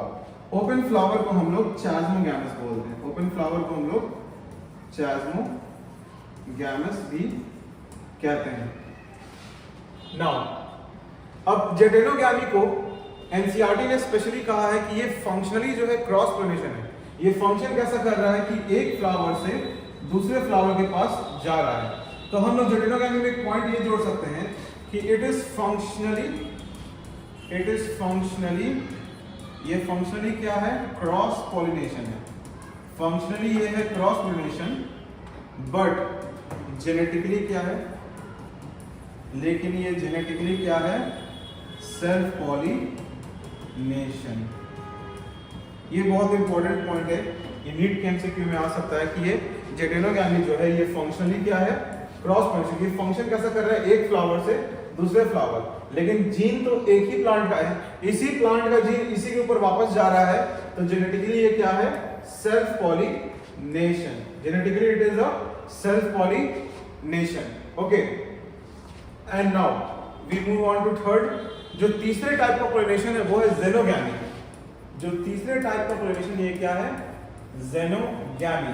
जेनोगैमी हम लोग कहते हैं कि दो अलग अलग प्लांट है, इसमें दो अलग अलग प्लांट है और दो अलग अलग क्या है? फ्लावर है। यहाँ पे लेट सपोज ये प्लांट जो है इसमें आपके पास ये मेल है और इस प्लांट के फ्लावर के पास ये क्या है, फीमेल है। तो यहाँ से ये पोलन ग्रेन चल जाएगा इसके पास, दो अलग अलग प्लांट और दो अलग अलग फ्लावर। तो ज़ेनोगामी किसको बोलेंगे कि इसमें क्या होगा, transfer of pollen grain from anther to stigma of different plant and different flower of different plant, different flower of different plant। मैं यहां पे ये बात क्लियर कर दूं, डिफरेंट फ्लावर बोलने का मतलब ये नहीं कि दो अलग अलग स्पीशीज हैं, स्पीशीज सेम रहेगा। लेट्स सपोज ये अगर टोमेटो का है स्पीशीज तो ये भी किसका होगा, टोमेटो का ही होगा। अगर ये पपाया का है तो ये भी क्या होगा, पपाया का ही स्पीशीज होगा। दोनों अलग, ये दोनों जो है ये दोनों सेम स्पीशीज होंगे, स्पीशीज अलग नहीं होगा लेकिन प्लांट अलग होगा और फ्लावर क्या होगा, अलग होगा। तो अब हम इसे क्या बोलेंगे, xenogamy. Xenogamy it is a pure cross pollination. ये क्या है, ये प्योरली क्या है, क्रॉस पॉलिनेशन। ये purely cross pollination, it is purely cross pollination. और ज़ेनोगैमी में क्या होता है, वेरिएशन आता है, वेरिएशन टेक प्लेस। इससे क्या होगा, इसमें वेरिएशन यानी बदलाव आएगा, नेक्स्ट जनरेशन में बदलाव आएगा, वेरिएशन टेक्स प्लेस, ज़ेनोगैमी में बदलाव आएगा। और ज़ेनोगैमी का कंडीशंस क्या क्या है, ज़ेनोगैमी का कंडीशंस है कि आपके पास जो फ्लावर होंगे वो यूनिसेक्सुअल होंगे। फ्लावर कैसे होंगे, यूनिसेक्सुअल होंगे। इनफैक्ट प्लांट भी क्या होगा, यूनिसेक्सुअल होगा। फ्लावर भी यूनिसेक्सुअल और प्लांट भी यूनिसेक्सुअल, यानी प्लांट जो होगा या तो सिर्फ मेल होगा या तो सिर्फ फीमेल होगा, और फ्लावर जो होगा वो सिर्फ मेल होगा या सिर्फ क्या होगा, फीमेल होगा। तभी आपका ये ज़ेनोगैमी क्या होगा, टेक प्लेस करेगा। और फ्लावर ओपन होना चाहिए यानी chasmogamous. Second condition is it should be a chasmogamous flower, chasmogamous flower. Okay, chasmogamous यानी open flower. Agents of pollination, इस टॉपिक में हमें यह पढ़ना है कि कौन सी ऐसी चीजें हैं जिसके द्वारा पोलिनेशन करवाया जाता है, या कौन सा ऐसा चीज है जिसके हेल्प से पोलिनेशन होता है। जैसा कि आपको पता है कि एजेंट का मतलब क्या होता है, एजेंट का मतलब होता है एक कोई ऐसा मीडियम होना, कोई ऐसा चीज होना जिसके द्वारा कोई काम करवाया जाए। तो कोई ऐसा हमारे पास मीडियम होगा जिससे हमें क्या होगा, पोलिनेशन में हेल्प मिलेगा। एजेंट्स ऑफ पोलिनेशन हमारे पास दो टाइप का हो सकता है, हमारे पास दो टाइप के हैं, abiotic and biotic. Abiotic agent वो एजेंट्स हैं जो नॉन लिविंग हैं, जैसे विंड, वाटर, जिसके द्वारा क्या क्या करवाया जाए, पोलिनेशन करवाया जाए, जैसे विंड, वाटर। अगर एबायोटिक एजेंट विंड के द्वारा अगर हम लोग पोलिनेशन करवा रहे हैं, अगर विंड के द्वारा कोई भी प्लांट अपना पोलिनेशन करवाता है तो उसे हम लोग एनेमोफिली बोलते हैं।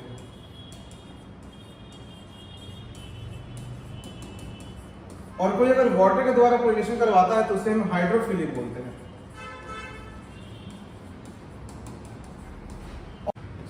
हमारे पास बायोटिक एजेंट मतलब वो एजेंट्स हो गए जो लिविंग ऑर्गेनिज्म है, जो पोलिनेशन में हेल्प करेंगे। अगर इंसेक्ट ने पोलिनेशन करवाया तो उसे हम क्या बोलेंगे, एंटेमोफिली। अगर बर्ड पोलिनेशन करवाता है तो उसे हम बोलते हैं ऑर्निथोफिली। और अगर बैट पोलिनेशन करवाता है तो उसे हम क्या बोलते हैं, कायरोप्टेरोफिली, कायरोप्टेरोफिली। लिजर्ड्स भी पोलिनेशन करवा सकते हैं, उसी तरीके से और भी ऑर्गेनिजम्स हैं जो पोलिनेशन करवा सकते हैं। इंसेक्ट में सबसे अधिक पोलिनेशन करवाता है आपका, इंसेक्ट में सबसे ज्यादा पोलिनेशन हमारा बी करवाता है, यानी मधुमक्खी। इसके बाद आप बोल सकते हो बटरफ्लाई, इसके बाद आप बोल सकते हो बटरफ्लाई, उसके बाद अदर इंसेक्ट्स। सो एबायोटिक एजेंट का पहला पार्ट है हमारा एनेमोफिली। एनेमोफिली का मतलब होता है विंड पॉलिनेशन, ऐसा पॉलिनेशन जो विंड के द्वारा किया जाए उसे हमें बोलेंगे anemophily. The pollination which occur by means of wind is called anemophily. Example है आपका मेज यानी भुट्टा, ग्रासेस एंड मलबेरी। तो जो पेड़ पौधे एनेमोफिली करते हैं, जो विंड के द्वारा पोलिनेशन करते हैं, उनमें अडेप्टेशन क्या देखा गया है कि उनके जो फ्लावर के पोलन ग्रेन्स होते हैं वो छोटे साइज के होते हैं। They are small size, they are non sticky, वो चिपचिपे नहीं होते हैं। छोटा साइज होगा तो ऑफकोर्स हल्का होगा, तो वो लाइट होता है। और स्टाइल और स्टिग्मा बहुत हेरी होता है। जैसा आपने भुट्टा में देखा होगा कि भुट्टे में कॉर्न यानी मेज में आपने देखा होगा कि बहुत सारा ऐसा बाल निकला हुआ रहता है। ये जो बाल होता है ये एक्चुअली जब फ्लावर इसमें यंग होता है तो वो पिस्टल जो होता है वो पिस्टल्स बाहर की तरफ निकले हुए होते हैं। पिस्टल्स ये बाहर निकले हुए होते हैं इस तरीके से। और जो पार्ट मेजरली जिस पिस्टल का पार्ट बाहर निकला हुआ होता है, ऑफ कोर्स ऊपर वाला पार्ट तो स्टिग्मा होगा और ये स्टाइल। तो बेसिकली स्टिग्मा और स्टाइल बाहर निकला हुआ होता है। स्टिग्मा और स्टाइल को साथ में हम क्या बोलते हैं? टैसल। बेसिकली स्टिग्मा और स्टाइल बाहर निकला हुआ होता है और स्टिग्मा और स्टाइल को साथ में हम लोग टैसल्स बोलते हैं, जो कि हमें भुट्टे में यानी मेज में देखने को मिलता है। मेज को हम लोग कॉर्न भी बोलते हैं ऑफ कोर्स। फिर तीसरा अडैप्टेशन है फ्लावर आर नॉट कलरफुल। जो फ्लावर विंड से पोलिनेशन करवाएगा वो कलरफुल तो नहीं होने वाला, क्योंकि उसको इंसेक्ट को अट्रैक्ट नहीं करना है, उसको बर्ड को अट्रैक्ट नहीं करना है, तो वो कलरफुल होने का कोई मतलब उसमें नहीं बनता है। ना ही उसमें कोई फ्रेग्रेंस होने का भी उसमें कोई मतलब नहीं बनता है। तो फ्लावर ना ही वो कलरफुल होगा, ना ही उसके पास नेक्टर होगा और ना ही उसके पास फ्रेग्रेंस यानी खुशबू होगा। तीनों में से कोई भी चीज उसके पास नहीं होगा, क्योंकि उसको किसी को अट्रैक्ट नहीं करना है। एबायोटिक का सेकंड टाइप हाइड्रोफिली, यानी ऐसा पोलिनेशन जो वाटर के द्वारा किया जाए, यानी कि pollination which occur bye help of water. जो वाटर के हेल्प से पोलिनेशन होता है उसे हम हाइड्रोफिली बोलते हैं। अब यहाँ पे दो टाइप का हाइड्रोफिली हो सकता है, एक पानी के अंदर और एक पानी के ऊपर। जो पानी के अंदर होगा उसे हम बोलेंगे हाइपोहाइड्रोफिली, और जो पानी के ऊपर होगा वो उसे हम बोलेंगे एपीहाइड्रोफिली। तो हाइपोहाइड्रोफिली अगर below the surface of water, यानी वाटर के सरफेस के अंदर। एग्जांपल है आपके पास ज़ोस्टेरा। ज़ोस्टेरा को हम लोग सी ग्रासेस भी बोलते हैं। और एपीहाइड्रोफिली अगर above the surface of water. Example है आपके पास वैलिसनेरिया। वैलिसनेरिया में फीमेल फ्लावर जो होती हैं वो तो एकदम सरफेस के ऊपर आ जाती हैं, लेकिन जो मेल फ्लावर होता है, मेल फ्लावर का एंथर डिसोसिएट करता है, टूट जाता है। मेल फ्लावर का जो एंथर है वो ब्रेक हो जाता है और ब्रेक होके वो कहाँ आता है? सरफेस पे आता है। और सरफेस पे आने के बाद वो तैरते हुए जाता है फीमेल फ्लावर के कांटेक्ट में और अपना पोलन ग्रेन इसके पास क्या करता है? दे देता है, जिससे पोलिनेशन हो जाता है। फिर हम देखते हैं इसका अडैप्टेशन क्या है। Adaptation of water pollinated flower. Water pollinated flower जो होते हैं वो इनकंस्पिशियस होते हैं, मतलब वो आपको दिखाई नहीं देंगे, छोटे होते हैं, ऑर्डरलेस, यानी उसमें से कोई स्मेल नहीं आएगा, कोई फ्रेग्रेंस नहीं आएगा, कोई खुशबू नहीं आएगी। नेक्टरलेस, उसमें कोई रस नहीं होता है।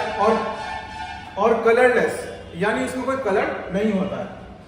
Parts of flower are coated with wax. Of course जो फ्लावर पानी के अंदर होते हैं या जो प्लांट पानी के अंदर होते हैं उनके ऊपर कवरिंग होती है म्यूसिलेज की, यानी वैक्स का एक कोटिंग होता है ताकि उसको पानी सरा ना सके, गला ना सके। Pollen grain are small, light weighted, non sticky and coated with wax. और जो पोलन ग्रेन इसका होगा वो छोटा होगा, लाइट वेटेड होगा, हल्का होगा, नॉन स्टिकी होगा एंड कोटेड विथ वैक्स। और वो वैक्स से क्या होगा? कोटेड होगा। वो नॉन स्टिकी होगा और वैक्स से कोटेड होगा ताकि पानी उस पर कोई असर ना कर पाए। बायोटिक एजेंट, लिविंग ऑर्गेनिज्म जो पोलिनेशन में हेल्प करते हैं उन्हें हम बोलते हैं बायोटिक एजेंट्स ऑफ पोलिनेशन। पहला बायोटिक एजेंट हमारा है इंसेक्ट, और इंसेक्ट के द्वारा जब हम करते हैं पोलिनेशन तो उसे हम बोलते हैं entomophily. Pollination bye insect is called entomophily. Entomophily, जो प्लांट एंटेमोफिली करवाते हैं वैसे प्लांट का जो अडेप्टेशन है किस तरीके से करता है? पहला कि insect pollinated flower produces nectar. जो प्लांट इंसेक्ट से पोलिनेशन करवाएंगे वो नेक्टर प्रोड्यूस करेंगे ताकि इंसेक्ट क्या हो जाए? अट्रैक्ट हो जाए। इंसेक्ट हो जाए अट्रैक्ट नेक्टर के द्वारा।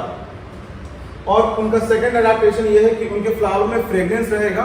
फ्रेग्रेंस होने की वजह से इंसेक्ट क्या हो जाएगा? अट्रैक्ट हो जाएगा। और तीसरा, flower are bright coloured. Flower थोड़ा सा क्या होगा, फ्लावर में कलर्ड होगा, कलर रेड होगा, ऑरेंज होगा, येलो होगा, जिससे इंसेक्ट क्या हो जाएगा, अट्रैक्ट हो जाएगा। तो ये अडेप्टेशंस हैं इंसेक्ट पॉलिनेटेड फ्लावर के। फिर इसके बाद है हमारे पास बायोटिक एजेंट है ornithophily. Ornithophily pollination bye bird के द्वारा जो पोलिनेशन करवाया जाएगा उसे हम क्या बोलेंगे, ऑर्निथोफिली।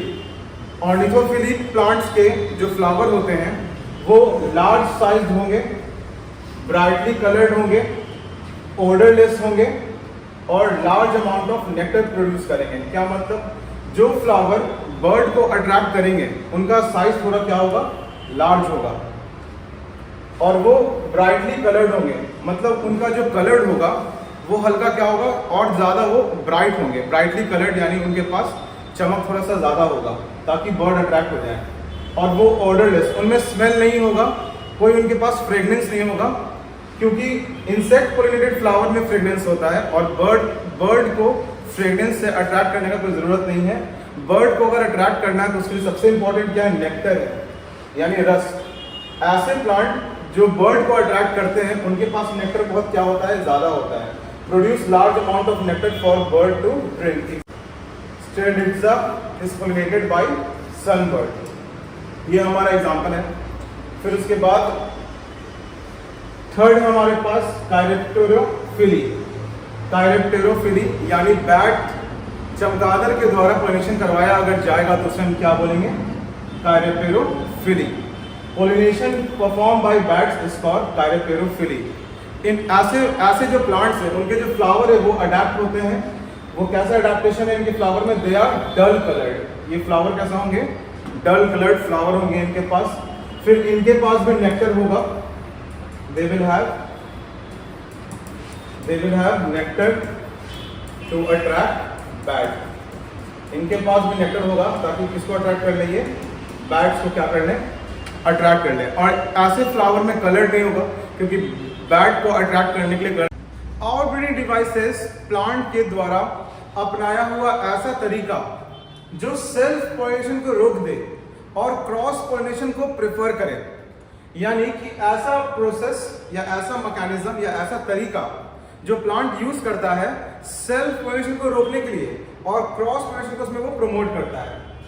तो इसका डेफिनेशन होगा, प्रोसेस और mechanism that plant use to avoid self pollination. अब यहाँ पे हमारे पास एक सवाल खड़ा होता है कि प्लांट क्यों चाहता है सेल्फ पॉलिनेशन को रोकना, यानी खुद के ऊपर पोलन ग्रेन को डिपॉजिट करना। ऐसा प्लांट क्यों चाहता है कि उसके वो ना हो, सेल्फ पॉलिनेशन ना हो, ऐसा प्लांट क्यों चाहता है? तो इसका जवाब ये है कि सेल्फ पॉलिनेशन करने से इनब्रीडिंग डिप्रेशन होता है। सेल्फ पॉलिनेशन करने से क्या होगा, इनब्रीडिंग डिप्रेशन होगा। It is because regular self pollination causes inbreeding depression. Inbreeding depression क्या है भाई? इनब्रीडिंग डिप्रेशन हम लोग कहते हैं कि जो आने वाले संतान हैं, सेल्फ पॉलिनेशन की वजह से जो आने वाले संतान हैं वो कमजोर हो जाते हैं। कैसे कमजोर हो जाता है? जब रेगुलर सेल्फ पॉलिनेशन होता है प्लांट के अंदर 6 से 7 जनरेशन, तो जो नेक्स्ट जनरेशन का जो प्लांट है उसका स्टेम, उसका फ्रूट, वो सब वीक होता है। इनब्रीडिंग डिप्रेशन को हम लोग डिफाइन कर सकते हैं, it is reduced biological fitness as a result of regular inbreeding। ऐसा हमने नेचर में देखा है, कि बार बार जो प्लांट सेल्फ पॉलिनेशन करता है तो उसके आने वाले जो जनरेशन होते हैं वो थोड़ा सा कमजोर पैदा होते हैं, जिसे हम बोलते हैं इनब्रीडिंग डिप्रेशन। और बहुत सारे प्लांट इससे बाहर निकलने के लिए आउटब्रीडिंग डिवाइसेस का यूज करते हैं। तो आइए हम लोग देखते हैं कि आउटब्रीडिंग डिवाइस कितने टाइप के हैं और प्लांट उन्हें कैसे यूज करते हैं। तो पहला हमारा आउटब्रीडिंग डिवाइस है यूनिसेक्सुअलिटी। यूनिसेक्सुअलिटी को हम लोग डायोसिज्म भी बोलते हैं। यूनिसेक्सुअलिटी का मतलब ये होता है कि प्लांट या तो सिर्फ मेल फ्लावर ग्रो करेगा या तो वो सिर्फ फीमेल फ्लावर ग्रो करेगा। प्लांट बियर ओनली मेल और female flower, meaning the flower and the plant is unisexual. यानी फ्लावर और प्लांट वो दोनों ही क्या होगा, यूनिसेक्सुअल होगा। इससे क्या होगा, यूनिसेक्सुअल प्लांट होने से सेल्फ पॉलिनेशन नहीं होगा। अगर किसी प्लांट पे सिर्फ, मान लीजिए इस प्लांट में सिर्फ फीमेल फ्लावर है और इस प्लांट में सिर्फ क्या है, मेल फ्लावर है, इसमें सिर्फ मेल है, इसमें सिर्फ फीमेल है, तो क्या ये खुद को पोलिनेट कर सकता है? ये खुद को पोलिनेट नहीं कर सकता है, तो ये क्या करेगा? एक दूसरे को पोलिनेट करेगा। इसका मतलब ये क्रॉस पोलिनेशन की तरफ बढ़ेगा। तो पहला हमारा आउटब्रीडिंग डिवाइस क्या है? यूनिसेक्सुअलिटी। सेकेंड आउटब्रीडिंग डिवाइस है हमारा डिकोगैमी। डिकोगैमी का मतलब ये होता है कि मेल और फीमेल दोनों अलग अलग टाइम पे मैच्योर होंगे। जब मेल मैच्योर होगा तब फीमेल मैच्योर नहीं होगी, और जब फीमेल मैच्योर होगा तब मेल मैच्योर नहीं होगा। इसमें दो टाइप है। पहला टाइप है प्रोटो एंड्री। प्रोटो का मतलब पहले और एंड्री का मतलब है एंथर, यानी मेल पार्ट अगर पहले मैच्योर हो गया तो उसे हम बोलेंगे प्रोटो एंड्री। फीमेल से पहले ही अगर मेल मैच्योर हो गया तो मेल पोलन ग्रेन रिलीज करेगा, लेकिन उसी फ्लावर की फीमेल इसको एक्सेप्ट नहीं करेगी, क्योंकि फीमेल अभी मैच्योर नहीं हुई है। तो मेल क्या करेगा? दूसरे फ्लावर की तरफ अपना पोलन ग्रेन रिलीज कर देगा। तो प्रोटो एंड्री में the anther is matured before gynoecium. इसका एग्जांपल है मेज प्लांट यानी कॉर्न। उसके बाद है प्रोटोगाइनी। प्रोटोगाइनी में क्या होगा? फीमेल पहले मैच्योर हो जाएगी और मेल बाद में क्या होगा? मैच्योर होगा। The gynoecium mature prior to androecium. अगर फीमेल पहले मैच्योर हो गई तो वो दूसरे के पोलन ग्रेन से अपने आप को पोलिनेट करके फर्टिलाइज हो जाएगी, और जो उसी का फ्लावर का जो मेल है वो बहुत बाद में क्या होगा? मैच्योर होगा, जिसके कारण सेल्फ पोलिनेशन नहीं होगा। फिर उसके बाद है हमारे पास सेल्फ इनकम्पैटिबिलिटी। सेल्फ इनकम्पैटिबिलिटी एक ऐसा मैकेनिज्म है जो प्लांट क्या करता है? प्लांट अपने ही पोलन ग्रेन को पहचान लेता है। कोई जो प्लांट सेल्फ इनकम्पैटिबिलिटी करता है वो क्या करता है? वो अपने ही पोलन ग्रेन को पहचान लेता है। लेट्स सपोज ये प्लांट है, ये प्लांट में ये मेल पार्ट है, ये अगर पोलन ग्रेन अपने ऊपर ये गिराएगा, ये अपना ही पोलन ग्रेन अगर अपने ऊपर गिराएगा तो ये इसको एक्सेप्ट नहीं करेगी, इसको रिजेक्ट कर देगी, क्योंकि ये पहचानती है, अपना ही पोलन ग्रेन को पहचानती है। ये फ्लावर का फीमेल पार्ट अपना ही पोलन ग्रेन को ये पहचान में है, इसलिए क्या करेगा? इसको रिजेक्ट कर देगा। और इसी मैकेनिज्म को हम लोग क्या बोलते हैं? Self incompatibility. A condition which prevent the pollination, a condition which prevent the pollen of the flower to associate with the stigma of the same flower। ये एक ऐसा कंडीशन है जिसमें पोलन ग्रेन जो होता है वो एसोसिएट नहीं हो पाता स्टिग्मा पे, यानी ये पोलन ग्रेन जो है ये स्टिग्मा के साथ एसोसिएट नहीं हो पाता, यानी ये अपना पोलन ट्यूब इसमें ग्रो नहीं कर सकता। इसको क्या हो जाएगा? ये रिजेक्ट हो जाएगा। This condition promote cross pollination. ये जो तरीका है प्लांट का, ये क्रॉस पोलिनेशन को प्रमोट करता है in the presence of bisexual flower. अगर बाइसेक्सुअल फ्लावर है फिर भी ये तरीका क्या करेगा? इसको क्रॉस पोलिनेशन की तरफ ले जाएगा। आर्टिफिशियल हाइब्रिडाइजेशन, प्लांट ब्रीडिंग का एक ऐसा मेथड जिसमें दो अलग अलग वैरायटी के प्लांट को हम लोग क्रॉस करवाते हैं। और ऐसा हम लोग इसलिए करते हैं क्योंकि इन दोनों प्लांट में हमें ऐसी क्वालिटी मिलती है जो कि हमें कंबाइंड एक प्लांट में चाहिए। फॉर एग्जाम्पल यहाँ पे प्लांट ए है, इसमें हाई क्वालिटी का फ्रूट प्रोड्यूस होता है, लेकिन ये डिजीज रेजिस्टेंस नहीं है, यानी इसके ऊपर कीड़े लग जाते हैं, फंगी लग जाता है, बैक्टीरिया इसके ऊपर अटैक कर सकता है, लेकिन इसका फ्रूट प्रोड्यूस करने का क्वालिटी बहुत अच्छा है। और यहाँ पे एक प्लांट बी है, इसके पास फ्रूट प्रोड्यूस करने का तो प्रॉपर्टी उतना अच्छा नहीं है, लेकिन ये क्या है? डिजीज रेजिस्टेंस है। This plant is disease resistance but low quality in fruit production है। इसका हाई क्वालिटी का प्रॉपर्टी और इसका डिजीज रेजिस्टेंस होने का प्रॉपर्टी हमें एक प्लांट में चाहिए, और दोनों सेम स्पीशीज से बिलोंग करते हैं, लेकिन दोनों का वैरायटी क्या है? अलग अलग है। तो हम क्या चाहेंगे कि हम दोनों को क्रॉस कर दें और दोनों का जो स्पेशल प्रॉपर्टी है वो क्या आ जाए? वो एक प्लांट के अंदर आ जाए। तो हम क्या करते हैं? दोनों को क्रॉस करवाते हैं, और दोनों को क्रॉस करवाने के लिए हमें क्या करना पड़ेगा? हमें ये करना पड़ेगा कि इस प्लांट के पोलन ग्रेन को निकाल के इसके पिस्टल के ऊपर हम लोग डाल दें। ऐसा करने के लिए हमें कुछ स्टेप से गुजरना पड़ेगा। हमें क्या करना पड़ेगा कि इस प्लांट में हमें फ्लावर में मेल पार्ट को काट के हटाना पड़ेगा। इस प्लांट में अगर हम फ्लावर के पास मेल पार्ट जो है उसको अगर काट के हटा देते हैं तो सेल्फ पोलिनेशन का चांस खत्म हो जाएगा। इसका जो मेल फ्लावर है, इसका जो मेल पार्ट है फ्लावर का, इसको हम क्या करते हैं? कट करके हटा देते हैं, जिसे हम कहते हैं इमैस्कुलेशन। इमैस्कुलेशन कहते हैं कि मेल पार्ट को कट करके रिमूव कर देना। और फिर इसके बाद हम लोग क्या करते हैं? इसे एक बैग से क्लोज कर देते हैं। बैग या एक सिंपल एक क्लोथ या बैग से हम लोग इसको क्या कर देंगे? क्लोज कर देंगे। इसलिए हम ऐसा करते हैं कि बाहर किसी और का पोलन ग्रेन आके इसके ऊपर नहीं गिर जाए। हमें इमैस्कुलेशन करना पड़ेगा और हमें बैगिंग करना पड़ता है। ये फ्लावर इमैस्कुलेटेड है और ये फ्लावर बैग्ड है। और उसके बाद हम लोग क्या करते हैं कि जो इस प्लांट का पोलन ग्रेन है, हम लोग क्या करते हैं, इस प्लांट का पोलन ग्रेन को लेके इसके ऊपर डस्ट करते हैं। इस प्लांट की, इस फ्लावर के ऊपर क्या करेंगे, हम लोग डस्ट करेंगे ताकि इसी का सिर्फ पोलन ग्रेन इसके ऊपर क्या आ जाए, पोलिनेशन हो जाए। तो ये क्या हुआ, इसमें ह्यूमन इंटरवीन हुआ। इंसान ने क्या किया, पोलन ग्रेन को लाके यहां से यहां पहुंचाया और इंसान ने ही इसका क्या किया, इमैस्कुलेशन और बैगिंग किया। तो हम इसलिए इसमें वर्ड आर्टिफिशियल आता है क्योंकि इसमें ह्यूमन इंटरवेंशन है। तो इसलिए इसका नाम क्या पड़ा है, आर्टिफिशियल हाइब्रिडाइजेशन।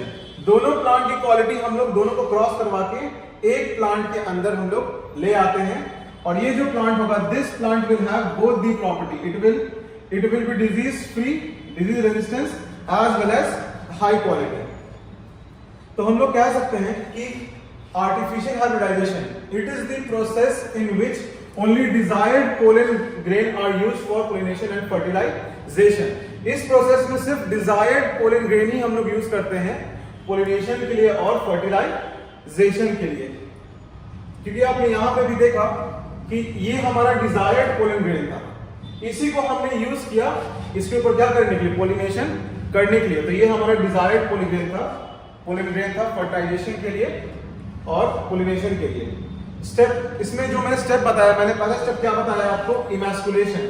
यानी हमें क्या करना पड़ेगा, मेल पार्ट को कट करके क्या करना पड़ेगा, रिमूव करना पड़ेगा। Removal of anther from bisexual to prevent self pollination.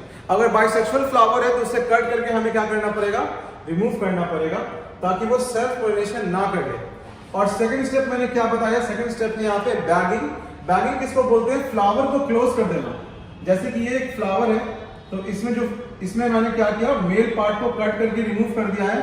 अब इस फ्लावर को मैं क्या करूंगा, क्लोज कर दूंगा, बैग कर दूंगा, ढक दूंगा एक पॉलिथीन से। तो उसे मैं क्या बोलेंगे, बैगिंग बोलते हैं इस प्रोसेस को, ताकि किसी और का पोलन ग्रेन आके इस पे ना गिर जाए।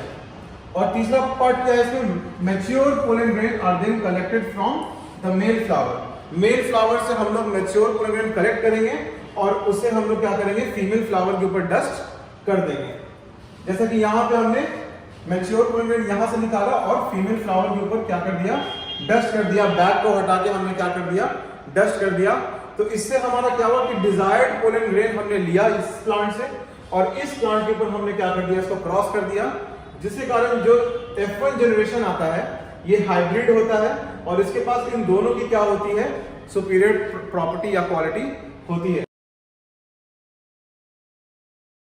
Pollen crystal interaction. Pollen crystal interaction एक ऐसा इवेंट है जो कि स्टार्ट होता है पोलन ग्रेन के डिपोजिशन से।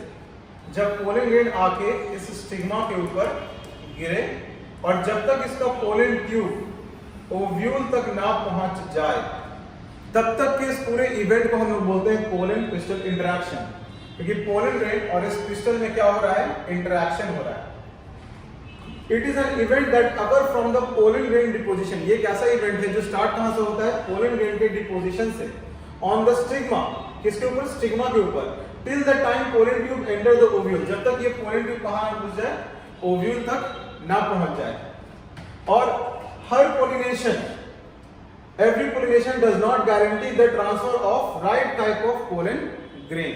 हर पोलिनेशन जरूरी नहीं है कि सही टाइप का पोलन ग्रेन इस क्रिस्टल के ऊपर आके गिर जाएगा। फॉर एग्जाम्पल, अगर ये क्रिस्टल टोमेटो का है तो मान लो इसके ऊपर अगर किसी और का पोलन ग्रेन आके गिर गया, लेट्स सपोज कि किसी कॉर्न का यानी मेज का पोलन ग्रेन इसके ऊपर आके क्या हो गया, डिपॉजिट हो गया, तो मेल का पोलन ग्रेन इसके ऊपर ग्रो नहीं कर पाएगा क्योंकि ये क्या है, right type of pollen grain नहीं है इसके लिए।